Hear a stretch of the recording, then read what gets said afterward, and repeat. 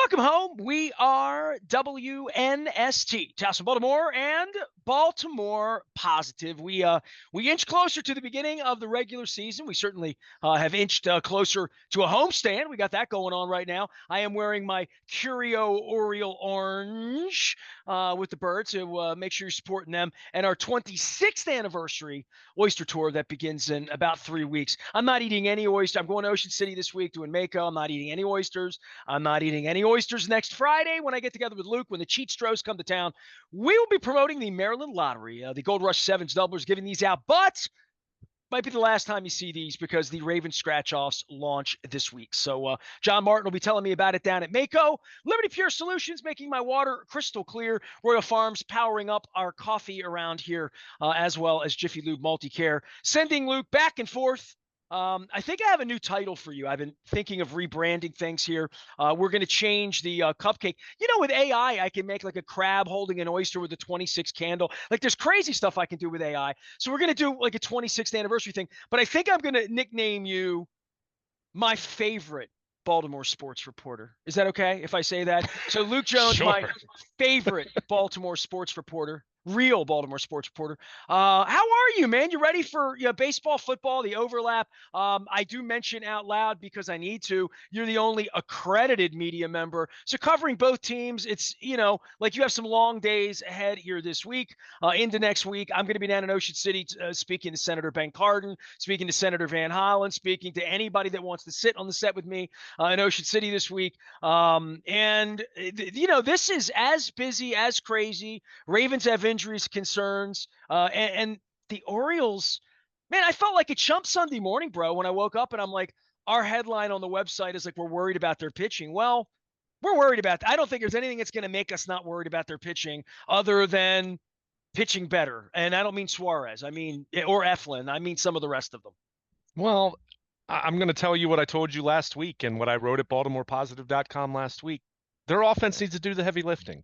That was shaping up to be a 3-game sweep down at the Trop, and they scored 1 run on Sunday. So we can complain about Brandon Hyde taking out Albert Suarez, maybe a batter early. We can complain about bullpen moves here or there, but at some point in time, we know what this is. Their pitching has issues. Of course it's going to, with all the injuries that they've had. And look, I want it to get better. Certain guys can get better, no question about that. Craig Kimbrell and, is Sir Anthony Dominguez going to become the closer? Is Yennier Cano going to become the closer? What's going to happen with Kimbrell after another bad outing on Sunday? I get all of that, but they scored 1 stinking run on Sunday. You're not going to win games when you score 1 run. This team is not constructed to win like that at this point. No team is. I mean, if you have the 97 Braves were constructed to win 1-0 every right. night. But the point is, we've talked about this. They're not constructed to win 2-1 or 3-2 most nights. If Burns is pitching, sure. Hey, Zach Eflin, another great outing for him on Friday night. He's been everything they could have asked for. So you have 2 starting pitchers that you feel good to great about, and tip of the cap to Albert Suarez for as much as guys like us have continued to talk about upgrading and moving him to the bullpen. Well, he's been much better than Dean Kramer. He's been better than Trevor Rogers since Trevor Rogers arrived. Better than Cole Irvin. Yeah, better than a lot of the guys. Better than Cade Povich. Better than all of them, right? Right now, with Grayson Rodriguez on the IL, Albert Suarez is their number 3 starter. Dude, if that guy had to start game 3 and we're down 0-2 coming home, and he had to start game 3 at Camden Yards, I'd be okay with that. I think he's got some bulldog in him. I think he's got some 5 innings, magic in him in October. I do. I will go in on him. It's not just because he's Venezuelan, because I'm just as quick to point out that I used to call him the kid because he looks like he's 2 feet tall. But the cheaters from the Astros, who's also Venezuelan. So I'm not just all in on the Venezuelan thing, but I am all in on what the middle of August in a big game on a Sunday, when they're giving him the ball again, when everybody in the world thinks he's headed to the bullpen and whatever, he comes back out and says, maybe not. And that's kind of fun. That's that all being said, they lost the game, which sucks. Nestor, I can't sit here and say that I feel confident if Albert Suarez is their game 3 starter, but I mean, this is just where they are right now. And obviously, Grayson Rodriguez, the hope is he's going to be back before the end of the season. And Mike Elias confirmed that over the weekend. Doesn't sound like it'll be Labor Day, but hopefully by, let's say, mid-September, because you also don't want to just be bringing him back and, oh, you're starting a playoff game after you haven't pitched in a game that matters in 6 weeks. So it's not ideal, but of their options available to them right now, which is all they have, right? I mean, you can't trade for more pitching or go out and sign a pitcher of consequence or anything like that. Uh, Albert Suarez is the best that they have behind Corbin Burns and Zach Eflin. So hats off to him. I do continue to wonder, and I think you and I talked about this 3-4 weeks ago at some point in time, when you consider the pitching that he did over the winter and where he is now and where his career has gone, you do have to at least ask the question, is he going to run out of gas at some point? But he certainly didn't look that way on Sunday. So it was great to see him do what he did. Unfortunately, you know, Anthony Santander's home run aside, they didn't do anything for him offensively. And again, this team, as they're currently constructed, they need their offense to show up every night. And if they don't, they're probably going to lose because, again, they're just not a team that you're going to look at that bullpen and say, oh, yeah, 1-0 or 2-1. That's not going to turn out that way in a way that you're feeling overly confident they're going to get the job done. And we've seen that bear out time and time again. So I'll continue to say it. If they don't swing the bats, if they don't hit the ball, if they don't score runs, it's going to be extremely difficult for them to win most nights. We'll get to the bullpen in a minute. How about that? How about, since you went down this river, I'll do the high decisions on 95 pitches. I'll do Perez and where he is. And I don't think we call him Sir Anthony anymore, just Sir. Just Sir. It's kind of like the Peanuts, like a peppermint patty, Sir. The hitting and taking pitches, swinging at bad pitches. Kobe Mayo kind of in over his head so far, but they're timid maybe even to put him out there a little bit. Little time off here, get a little downtime. I mean, I said to my wife last week when they had a day off, I'm like, they don't get days off. They don't give them days off. They just play 162 in a row. When it rains, they make it up tomorrow. But they, a little time off, but home cooking this week. The amazing part of all of it was they still woke up Sunday morning in first place, despite Phillies, Guardians, Yankees, pick any of these teams. Cheatstros are coming in here next week. They've still been better than any of the rest of them over the whole of it. But the thing I keep pointing out, and the thing that I'll keep pointing out, they're a different team than they were at the All-Star break. And to your point, if they're going to win the World Series, it's going to be because of Rutschman, Henderson, Santander, all the guys who are playing the All-Star game, Burns. It'll be those guys that will be the difference makers. But these other spare parts, and for Elias to be picking up heat about Soto's failures or the fact that Rogers isn't what anybody else may have thought he was going to be, but under team control, as they keep saying, we can fix him, we can make him better. He's the Steve Austin of their projects. But hitting the ball, and Jimenez is okay. They picked him up, but these are different at bats in different circumstances, in different ways. And Austin Hayes is gone. And, Connor Norby's not coming back. And Jordan Westburg's unavailable. And we can go down the list and say, what's out there right now? Is this a 105-win team? Maybe not. Certainly not with the rotation without Rodriguez, right? Like, I don't know what they are the next 6 weeks, but they are a diminished version of what we perceive them to be, what we wanted them to be, and how we all thought that the pitching needed to be the strength, because that's what Earl Weaver told us, right? I mean, the pitching has to be the strength in October for this to work.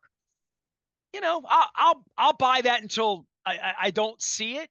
But there's a point with these bats where approaches, moving runners, solo home runs for home run riches, too many of those, and not getting runners on and not hitting when you got runners in scoring position. So there's some things we're seeing that you'll say, well, over the season they're blank. No. What have they been the last month? Because they're a different team now. They're a different lineup now. It's like when I see people comparing the Orioles all-time series with the blank. I don't care about what happened in 2009. I don't even care about what happened in April. This is different now, and I'm measuring them for what they are, not for what they used to be or what the potential was with Bradish or whatever. I'm trying to figure out who these guys are and what they can do in the offense to tweak some things to get to not be looking to hit home runs. Hitting 5 home runs and scoring 8 runs and winning 8-4. I mean, I hear what you're saying. Tell me what great offenses in baseball don't hit home runs, though. You know what I mean? Like, it's such a baked in, huge part of the game. And I'll continue to point to look at how many home runs the Rangers hit in October last year. I mean, I reject the notion that home runs aren't a big part of how you win in October. I think it absolutely is. I think it's more so than ever. That said, your point's well taken.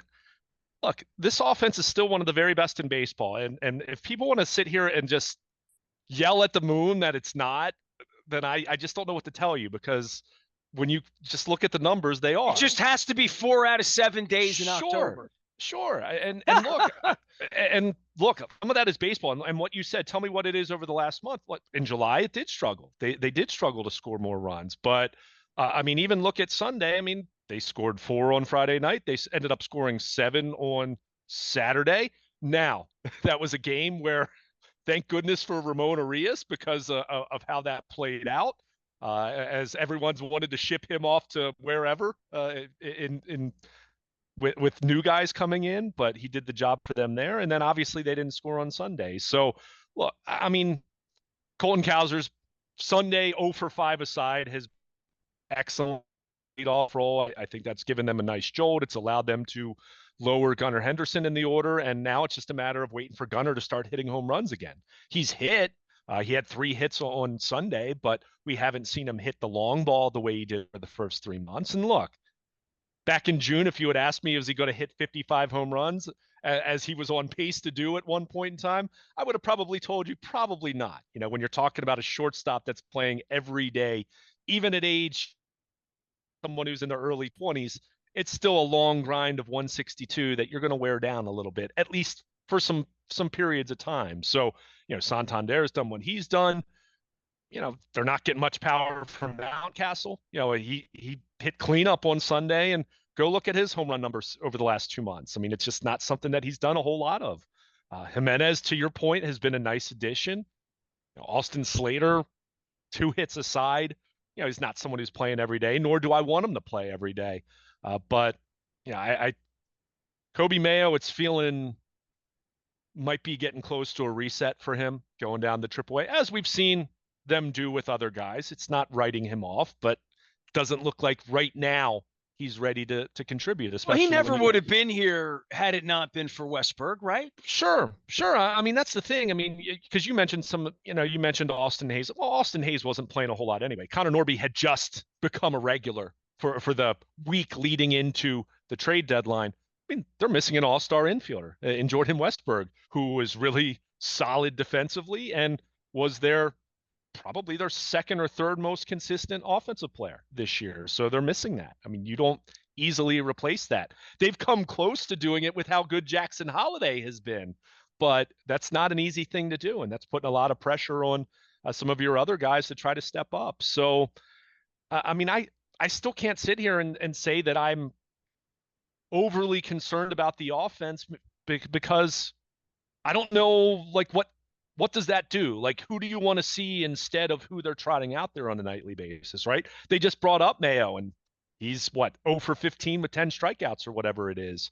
Holiday has been one of their 2 or 3 best players since being recalled, so that's been good. I mean, it just comes down to what's the strength of this ball club? Where are they much healthier than their pitching? It's their offense. So when they don't hit, it's very simplistic. I mean, you're not going to win games 1-0 most of the time, even to your point, if they're the 1997 Atlanta Braves or whatever. So there are times where they're not going to swing the bats quite as well, just like any team. It's baseball, but by and large, they're going to have to hit. And I've written this, I've said this, I feel even more strongly about it, even after some of the updates over the weekend that were encouraging, but not the most encouraging outcome for Grayson Rodriguez and Danny Coulomb, and go down the list. Jacob Webb sounds like there's no major concern with his elbow, but they need to get those guys back. But in the meantime, and even after they get those guys back, and hopefully they're pitching the way that we know they're capable of pitching, they're still going to have to score runs because Kyle Bradish isn't walking through that door. Right, John Means is not walking through that door. Tyler Wells, same thing. Well, they're going to score Felix 5 runs and Bautista. lose some games too. You know what I mean? So Sure. when they score 1, they're going to lose. I mean, Sure. 98% of the teams in the history of baseball are going to lose if they score 1 run. So to your, I don't know what to say about the hitting other than it's an is, not a might be. The bullpen isn't an is. And I'm not even sure it's a might be, that's why we're talking so much about the bullpen and Brandon Hyde's management of it. In that circumstance, in that game you have to win, I don't agree with pulling Suarez there. All that being said, it's because it didn't work.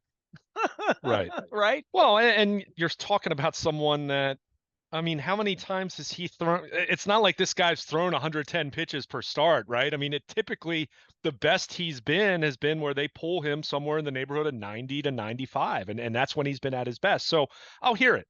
If people want to say, yeah, I would have let Suarez finish the 7th inning. Full disclosure, I was at Ravens practice, so I'm just catching up and going off of the box score and some highlights and all that. So I'll hear that, but you still come back to Suarez isn't going the distance, right? He's not throwing a complete game there. So you're still coming back to, you're going to have to pitch 2 more innings of effective bullpen work to get the win there. And Dominguez wasn't available, and Cano wasn't available. And Craig Kimbrell is still this version of Craig Kimbrell that you have no trust in. So, well, that came next, but yeah, here's where I think fans, and certainly people that I'd like to think all of you who listen and watch this programming 33 years into this, I got to change my cupcake, are the intelligent ones to realize sort of like, okay, the way they measure this as baseball scientists is saying, is CNL Perez's first 5 pitches, better than whoever the starter is? And in this case, it's Suarez. Do we want pitch 96 through 100 of his, or do we want pitch 1 through 10 of reliever X? It could be anybody. And that's the decision they're making in that moment, as well as matchup and lefty righty and like all the baseball stuff like that. I don't want to. We can go down we're not writing Keith Hernandez's book here. We all sort of understand baseball a little bit. At least I think we do, until I go out onto the toilets of the social media in the aftermath of fire Brandon Hyde. I mean, it's hilarious. But all that being said, that's how they do it. And I don't know that you argue afterward when the manager sits in the dugout after they lose tough games. And look, you were around 5 years ago when every night was a tough night. You were there when he had to sit and talk through losses with Rio Ruiz, and we can go through the names of all of that. And I'm paying more attention now, like the mass and broadcast and what they're giving me and, what I can see as a fan, not the personality part of the Olympics. I'm talking about like what I see the baseball part of it. The baseball part for me is he'll say it just didn't work out. That's what a manager has to say. It just didn't work out. Like, we played the matchup. We brought in a guy whose first pitch has to be better than that guy's 96th pitch, no matter how you feel about it, no matter how you, and the other part of, we're not going to overwork that guy and overtax that guy because we need him. And this other guy's here and he's getting paid too, whomever it is. In this case, it was CNL, and certainly in the case of Kimbrell, how much money he's making and what, how the level of expectations on the seesaw. I mean, look, dude, I've been doing sports radio a long time. I remember when Glenn Davis had to hit the ball better than everybody else because he got paid more. That's just the way people think, right? You get paid more, you have to be better. And I don't know that baseball really works that way if you've been watching the Yankees the last 50 years or the Dodgers the last 20 years. But in this case, this is where the analytics come in. And when the manager has to sit in the dugout the next day and say, it just didn't work out, it means, dude, that we put a lot of effort into this. It didn't work out. It's baseball. Yeah, and look, I mean, I understand that they pinch hit when Perez comes in, but you kind of look at his numbers for this season, and his splits are fairly even. Now, I know in past years you could certainly look at that differently, and I'll hear it again. If you want to say that you would leave Albert Suarez in for that final out, and what, he had gotten 2 outs on 4 or 5 pitches, it's not like he was laboring or had a long inning. I'll hear that, and I agree. I agree with that. At the same time, seeing how Perez needs to come in and do his job, right? Ultimately, manager, head coach, offensive coordinator, defensive coordinator, go down the list. Any sport you want to talk about, whether you're talking about the head coach, the manager, or a specialty, a specialization kind of coach.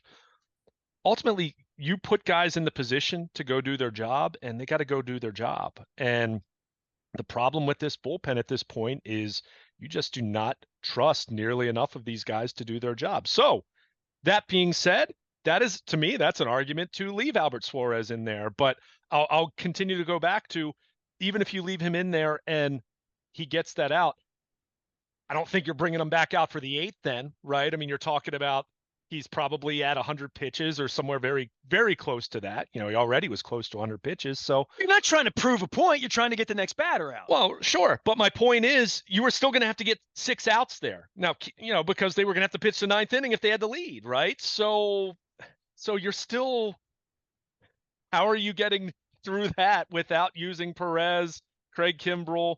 I saw some people saying, oh, they should have taken Kimbrell out. It's like, okay, to go to who? Keegan Aiken, right? I mean, we've been down that road. I mean, do you trust him more than Kimbrell? Maybe you do right now.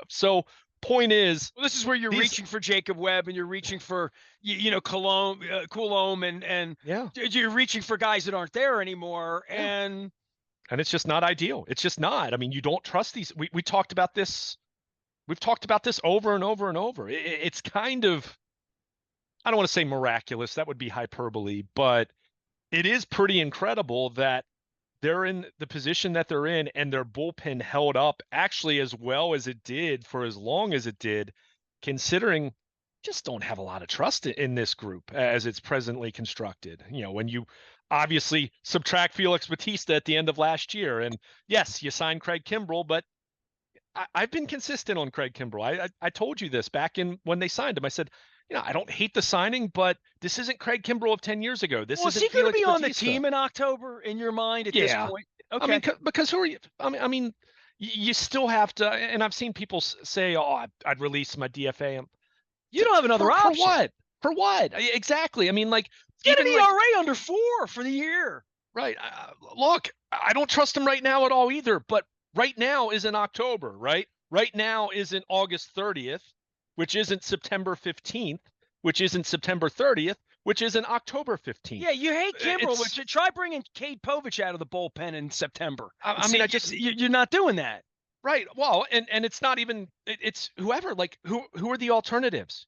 Brandon Hyde, or not Brandon Hyde, Mike Elias over the weekend was asked about Bautista because there've been some video about Bautista continuing to ramp up, and he's throwing, but he once again dismissed that, hey, he's not pitching.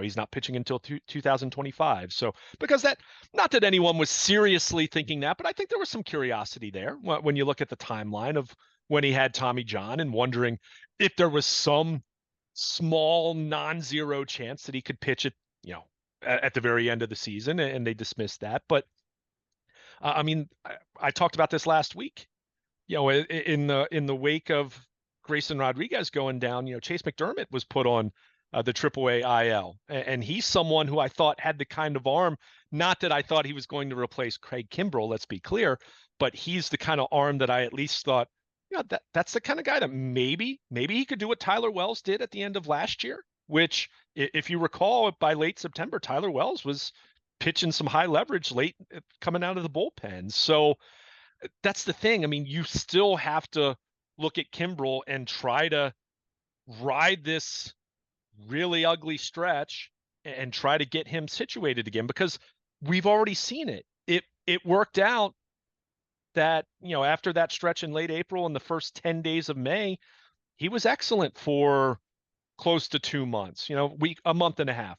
Now, what's scary about that is Nestor, even if that works out and he gets back on a roll, you're still wondering every time he takes the ball, is this going to be the time when he goes back into a funk? Because we've seen it multiple times now. But the point is, I mean, no, Well, it's you're not. different than Mountcastle going into a slump or Adley Rutschman go. Well, these guys have gone into slumps.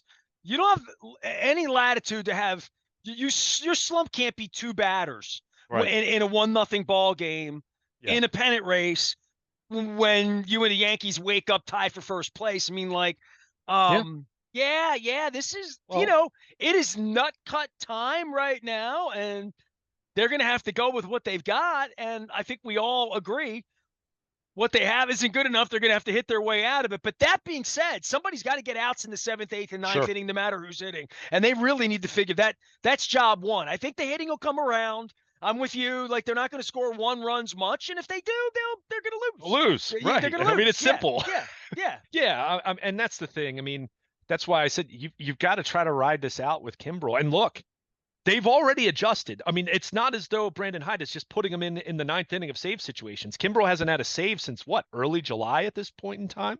So it's been clear that they've pivoted there, but they were in a position Sunday because of using the bullpen Friday and Saturday the way that they had to, that you were shorthanded in terms of your best guys. So you can't just not pitch half the guys in your bullpen. I mean, it just doesn't work that way. That's why I said to you over and over and over leading up to the trade deadline that you need at least 4 or 5 guys that you feel really confident about using in most situations, because your closer's not going to be available every single game. Your primary 8th inning guy is not going to be available every single game. So you've got to have at least 4 guys. And right now, I feel good about where Sir Anthony Dominguez is. Overall, I still feel good about where Cano is. We know Cano hasn't been as dominant as he was last year in the first 3 months. We've talked about that. That was the case even going down the stretch last year.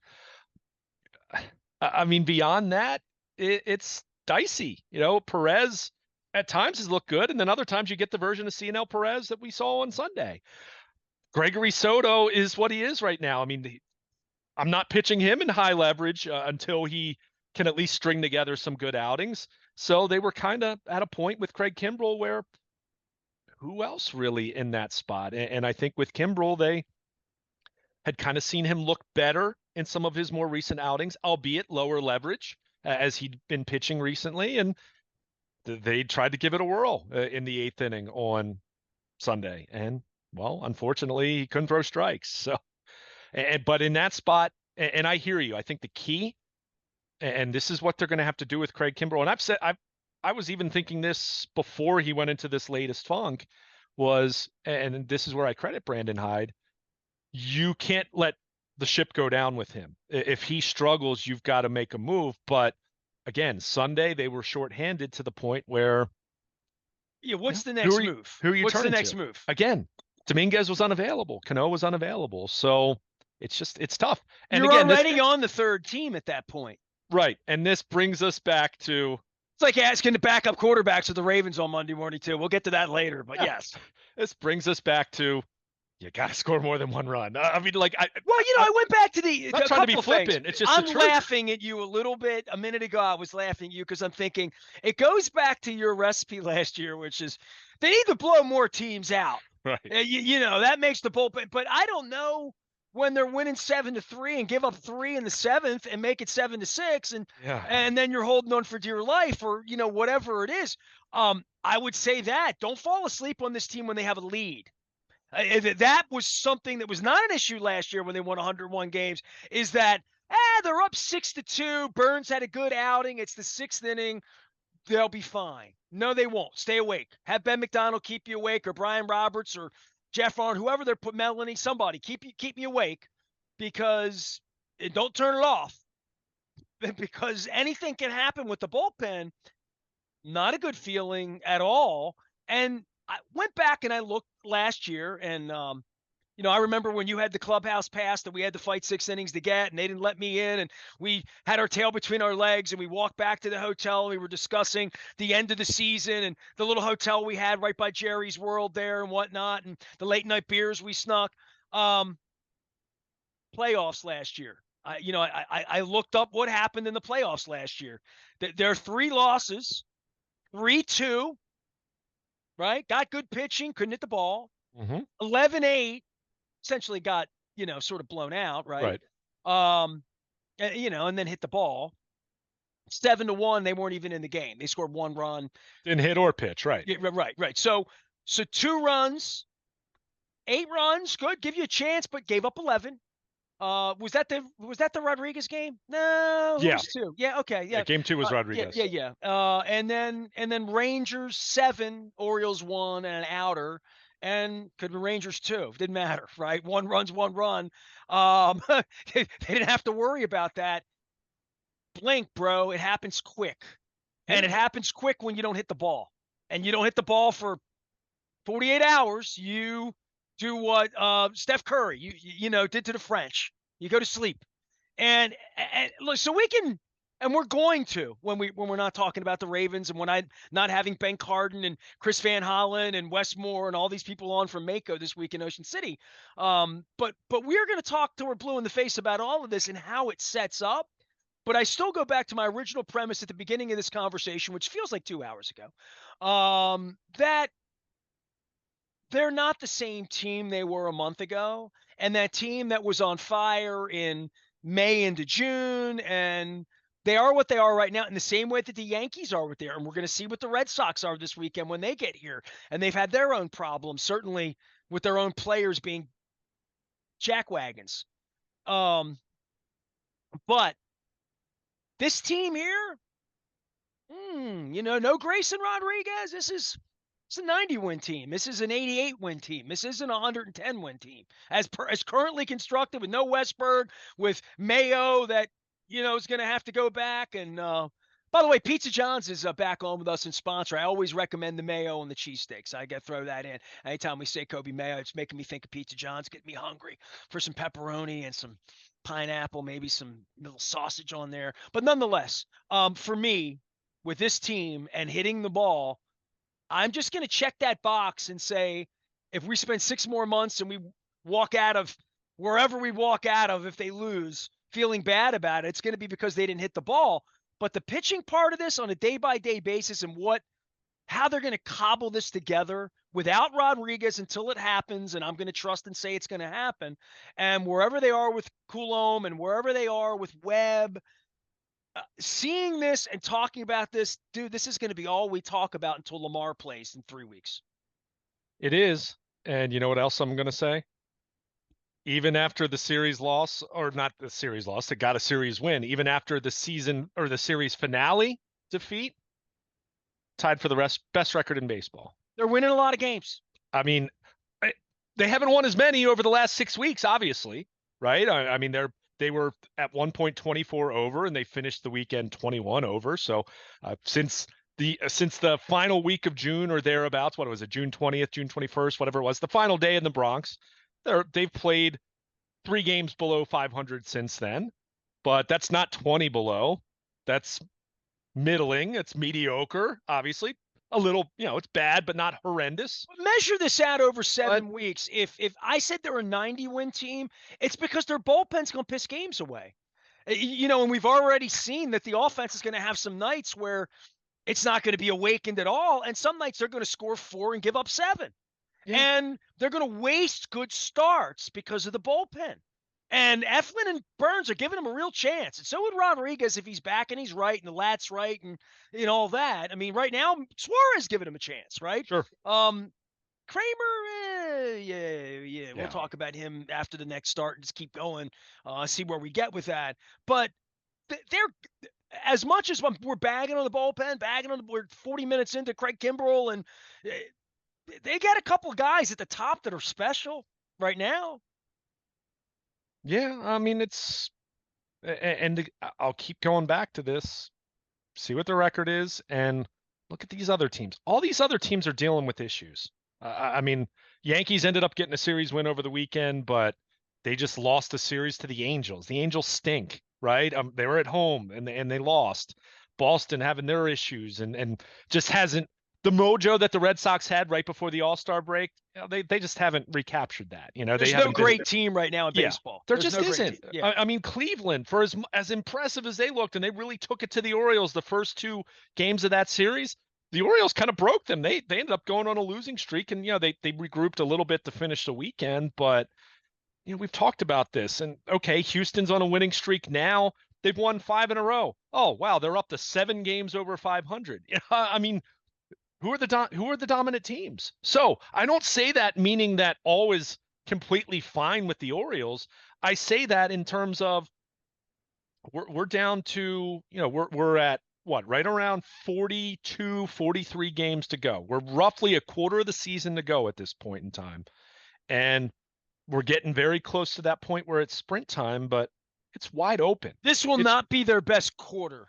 it hasn't been. No. I mean, they're not going to go 30-10 the rest of the way. I mean, They're it's not. tough. It's tough to, it's tough to predict anyone doing that, right? I mean, that's 750 ball, but they've got to figure out, they've got to piece But together. they were capable of that earlier in the year. I don't think they're capable. I mean, of that. sure. I mean, I've but lowered still, my I mean, expectations on what they're going to do, as well as for the Yankees, as well as for the Guardians, who were playing over their heads, right? Like the way Tampa did last year and whatever. And I don't think the Orioles were playing over their heads or out of their mind playing 630 ball. I thought that's probably the measurement of where they should be if they had a healthy Bradish, if they had if they had things working and percolating, and Webb was getting better in the bullpen and they were finding answers. And I mean, Dominguez might be an answer, right? I mean, he's been I good. gave Cano roses last week, and he's been flowers ever since, right? So, I mean, they have some assets here, and they are the best team in baseball. And Brandon Hyde's not an idiot, and they have multiple all-stars all over the diamond that can crush you. And one thing I wanted to say about the hitting that I didn't get in, and I don't know that we're going to we got the Nationals in town, the Red Sox. We'll talk about that. But the hitting for me, all of these guys, when I say they're trained to hit home runs, as I talked about 3 hours ago with them, and home run riches, and everything's a big.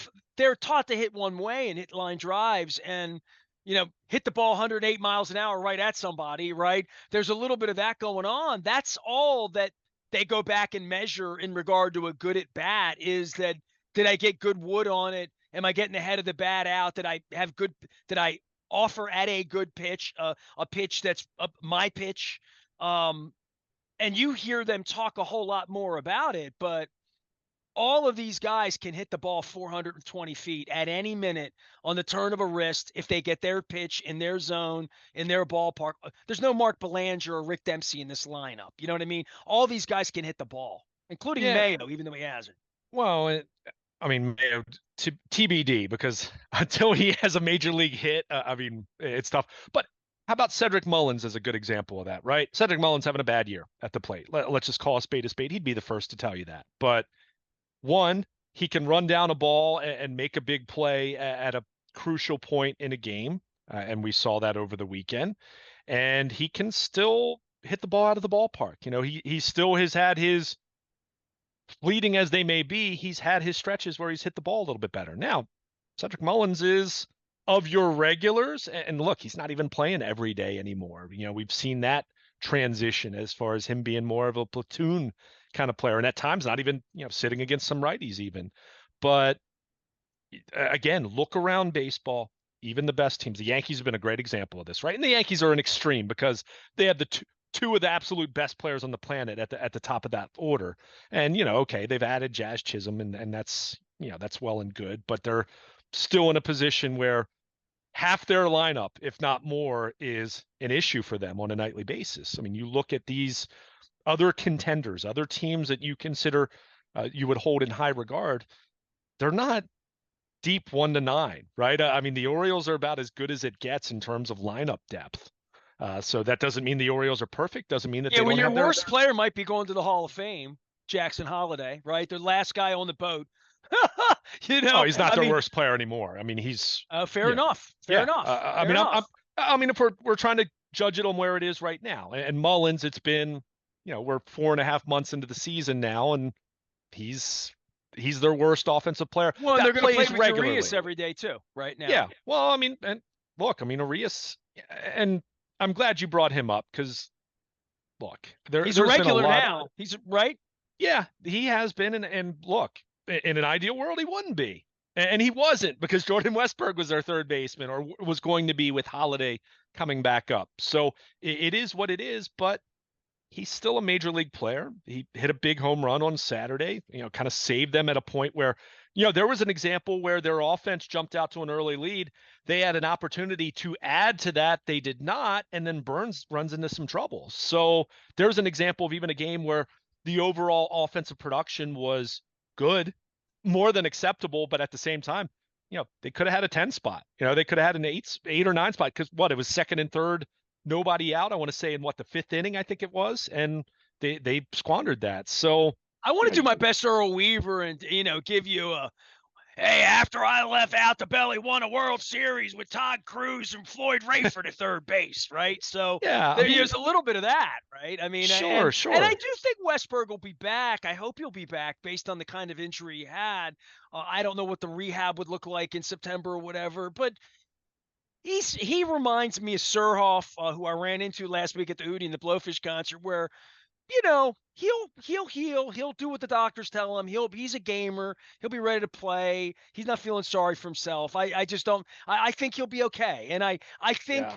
I would count on and even though I just channeled a pretty good Earl Weaver for you there, and I probably could channel a Davey Johnson on Todd Zeal at third base, in the '90s, as well as some Mark Reynolds and some people maybe we don't want to think about right now as replacement players. But as a replacement player for this period of time, they'll be okay because they didn't throw him on the scrap heap like you and others said. And Mateo, Mike, I mean, there's a little bit more of a cavalry on that side of things if Mayo has to go back to Pizza John's. Yeah. you know. I mean, I think where I'm just concerned, and it's not sitting here saying, oh, well, I think Mike Elias is underselling these and these guys aren't coming back, yada, yada, yada. I think it's much more the case of, and we've talked about this a lot in recent years when the Ravens would have players coming back from major injury, right? There's a difference between being healthy enough to come back and play and being healthy enough and locked in again and thriving and being the best version of yourself possible. And that's where I have a little more concern with, if Westberg misses 6 weeks, it comes back the last week of September, and I'm just throwing it out there. I don't know. Maybe wherever the strength is to grab a bat. I don't, know, the day that happens is a press conference that he could grab a bat, let alone swing it, torque it, and take a ball coming onto it with whatever that thing that happened to him was a nasty pitch. We all saw it. Well, and again, for me, it's not even. I mean, if he can't grab a bat, he's not going to play. Right. If he's 100% healthy, that's still not the same as being 100% effective and locked in and ready to be dropped back in the midst of a playoff run, right? Same thing for Danny Coulomb on the pitching side. Same thing for Grayson Rodriguez. Jacob Webb, it sounds like maybe he's not going to miss a whole lot of time, so maybe there's a little less concern there, but it's still elbow inflammation. It sounds structurally like there's not a concern, but that doesn't mean that he's going to drop, be inserted back into the mix and be the best version of himself. So that's where you just look at, you mentioned Mateo. I'm a little less confident as far as whether he's going to be back, because, the elbow, the dislocation, there's been some conjecture and speculation about whether he's going to have surgery or not. There's been swelling.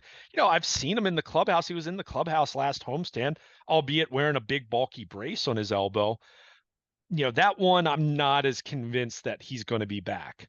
So, and look, Jorge Mateo is probably not going to be the X factor in making a deep October run, but these other guys are important, and they need to have them back, and not just back, but they've got to be effective. So that's where I am a little more, I don't want to say pessimistic, but concerned, right? Not so much that Jordan Westberg's not going to come back before the season's over, but what version of Jordan Westberg are you going to get? Because he's really important to what you do. And especially Coulomb and obviously Grayson Rodriguez and what they can mean because of just the sheer need that they have in their bullpen and their rotation right now. So we're going to have to see. And again, it's not as though they have an abundance of alternatives at AAA Norfolk right now. So that's where I just look at this and believe me, I hear the frustration. I'm not confident in Craig Kimbrell coming out there right now. If you heard his comments after the game on Sunday, he fell on the sword. He's not sitting there saying, "Oh, I'm going to be fine." He's saying, "I haven't been nearly consistent enough, and I'm hurting the team, and it's really frustrating." So it's not as though these guys want to do poorly or they're being flippant about it or complacent, but you get to the point where you look at your options and you're just like, okay, what's really going to how are you going to get better in terms of making changes, right? I mean, who at Norfolk are you bringing up that you feel better about? I mean, rotation wise, are you bringing Cole Irvin back? Are you bringing Cade Bovich back? I mean, that's why you need Dean Kramer to pitch better because he has a track record of at least being better than he's been this year, which is a 4.7 ERA. I mean, the last 2 years before that, he was much more of a league average starting pitcher, which if he's league average, you'll take that in the back half of your rotation. It's not ideal, but it's better than what he's been. You need Trevor Rogers to be better, be what he was for the Marlins over his last 8 or 9 starts before he got traded.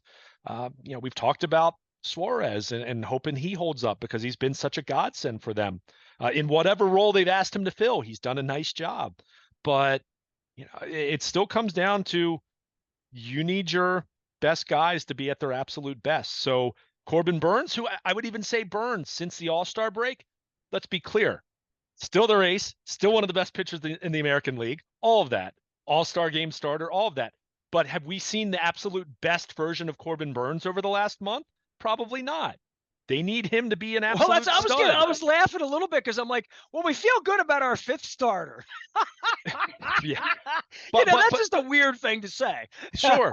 I mean, Albert Suarez isn't. He's their 3rd starter right now. He's been way better than Dean Kramer. And, Trevor Rogers has only been here 5 minutes. So, but point is, as I was making with Burns, we've seen Eflin be excellent for them. He needs to continue this. This is way more the Zach Eflin we saw for the Rays last year, which was a guy that got Cy Young votes, more so than the guy that was closer to average this year for the Rays. But, they need those 2 guys to do the job. And bullpen, I mean, this is where I'll stick up for Brandon Hyde a little bit because it's just if we can sit here on our couches and not know exactly how they should proceed with their bullpen, how do you think he feels in when the bullets are flying for real and the pressure's on for real in terms of, okay, well, Dominguez pitched the last 2 nights, so he's not available today. And same thing with Cano. I think I'll go with CNL Perez here, and they might pinch hit though, as the Rays did on Sunday, and obviously that's a factor.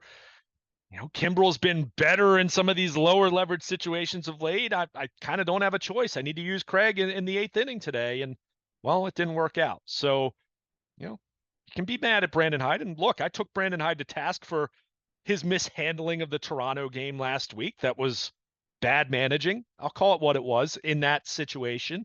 But I think a lot of times we just judge it based off of what the end result is. And even if you thought Suarez should have been left in, and I'll agree with that, I'll concur with that, I would have left him in there. At the same time, CNL Perez came in with 2 outs and nobody on. You got to do your job. Like that. It's not like they put CNL Perez in an impossible position and bases loaded, no outs, and he gave up a run, right? I mean, so it's a little bit of everything. And when you're talking about a pennant race, when you're talking about the division, we talked about what the landscape of the AL is. I think even more so with no dominant teams and so many teams just kind of jockeying to be in the playoffs, even more so, it makes winning the division that much more important, not because of home field, because you want to avoid the best of 3. I mean, you just do. And that's why I've said it over and over and over. I'll take my chances with that weird rest week that the Orioles dealt with last year and the Dodgers and the Braves have had some issues with the last couple years. But, they've got to figure this out. And a lot of this is, unfortunately, on the bullpen side, a lot of this is trial and error at this point in time. Like, who's going to emerge? It might be Sir Anthony Dominguez being their closer down the stretch. I mean, at this point, After seeing Kimbrel struggle again, I'm not ready to put him back in that role. So might be him. Maybe it's Cano. Maybe it's a complete committee. Maybe Danny Coulomb comes back mid-September and maybe he's closing some games when it's lefties due up in the ninth inning. So it's not ideal. I have my concerns. There are definitely things about this team I don't love right now, but I will revert once again. Best record in baseball, top tied with the Yankees for the best record in the American League. And we can sit here and say, well, that's not who they really are. Well, Bill Parcells said what? You are what your record says you are. And as much as it doesn't feel that way, the Orioles are still right there. So, hey, they've given themselves the luxury of still being in great position, still having, I don't want to say cushion because they don't have cushion when you're tied for first place, but they're not in danger right now, right? So they've got to try to figure this out. And I'd like to sit here and act like I'm smart enough to say I have the answers, but really don't. I really don't Well, know they're a little how bit you like figure Roddy that out. Piper. They changed the questions, right? Yeah, Like, so. And the exactly. questions do change. I mean, that's it. Luke and I will be back after talking baseball all week. The Birds, of course, hosting the Nationals. I have some Washington folks on. John Feinstein joined us this week, as well as Howard Balzer's going to come talk some football with us this week. I'm going to be at Mako later in the week. Next Friday, we're going to be down at Fadley's in Lexington Market. I like to say the new Lexington Market. It's beautiful. Come on down next Friday. Cheat Strohs are in town. I will have Gold Rush Sevens doublers to give away. I might even have Raven scratch-offs by then. I might get out and see Roz because the Raven scratch-offs are out. I want to see what they look like. I bet they're purple. We're going to be, I'll find out, maybe on Thursday and Friday down at Mako. John Martin's going to join us down there. Wendy Bronfine from Curio and Foreign Daughter is going to join me down at the beach, as well as our senators, Ben Cardin, Chris Van Hollen. Lots and lots of guests coming on. Zeke Cohen's coming by. Just a bunch of people are going to be coming by. Odette Ramos has said she's coming by. And I got some Ocean City people. Al Hondo Handy, Eastern Shore legend. Basketball player and longtime rec council leader and coach, written a book. He's going to be dropping by Ocean City over the weekend. Mayor Meehan's going to be coming by. Tom Perlazzo is going to be coming by. That's Sam's brother.